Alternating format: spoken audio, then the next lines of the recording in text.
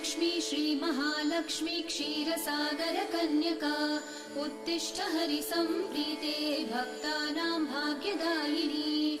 श्रीलक्ष्मी श्रीमहालक्ष्मी क्षीरसागर कन्यका उत्तिष्ठ हरिसम्प्रीते भक्तानां भाग्यदायिनी।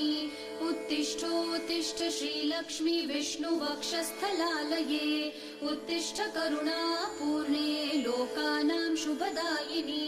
उत्तिष्ठोत्तिष्ठ श्रीलक्ष्मी विष्णुवक्षस्थलालये उत्तिष्ठ करुणापूर्णे लोकानां शुभदायिनी। श्रीपद्ममध्यवसिते वरपद्मनेत्रे श्रीपद्महस्तचिरपूजित पद्मपादे श्रीपद्मजात जननी शुभपद्मवक्त्रे श्रीलक्ष्मी भक्तवरदे तव सुप्रभातम्।